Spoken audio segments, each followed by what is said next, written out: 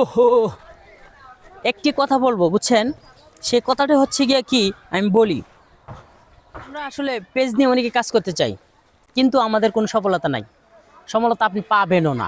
কিভাবে পাবেন না তাও বলে দিচ্ছি, কেন পান না তাও বলে দিচ্ছি। বিষয়টা হচ্ছে এরকম যে আপনি যদি পেজ হ্যান্ডেলিং করতে চান, তাহলে কিছু নির্দিষ্ট সময় আছে, তার কিছু রুলস আছে। সেই রুলস ছাড়া যদি আপনি ভিডিও পোস্ট করেন বা ছবি ছাড়েন, হবে না।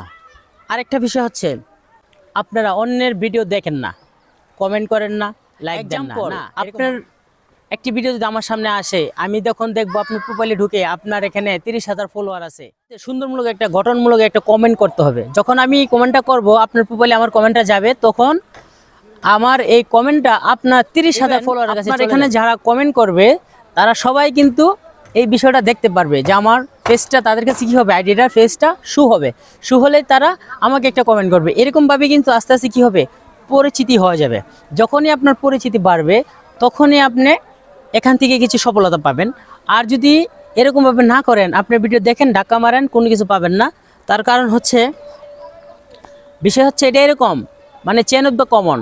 আপনি একজনের লগে একজন পরিচিত হবে, একজনের সাথে একজন কথা বলবেন, এইভাবে কিন্তু আস্তে আস্তে এটা কি হয়, এটা বড় হয়। তো সকল সমস্যার সমাধানটা বলে দিচ্ছে আপনাকে। আপনি যখন পেজটা চালাবেন, যখন আপনি পেজ হ্যান্ডেলিং করেন, তখন আপনি কি করবেন, আপনার এই পেজের প্রত্যেকের ভিডিও ধরে একটি করে কমেন্ট করবেন, গঠনমূলক, সবাইকে ফলো দিবেন, দিয়ে তার পাশে থাকবেন। এরকম করতে করতে আস্তে আস্তে কিন্তু কি হবে, পেজটা আপনার বড় হয়ে যাবে। তো আরেকটা বিষয় হচ্ছে, আপনি যখনই ভিডিও পোস্ট করেন না কেন, তখন কিন্তু নির্ধারিত একটা সময় আছে, এই সময় অনুযায়ী আপনি ভিডিওটা ছাড়তে হবে। এছাড়া আপনি কখনো এটার পিছিয়ে সফলতা পাবেন না। আমার কথা শুনে যদি আপনি 3 মাস কাজ করেন পেজ নিয়ে, তখনই আপনি সফলতা পাবেন। কিভাবে পাবেন সেটা বলে দেবো।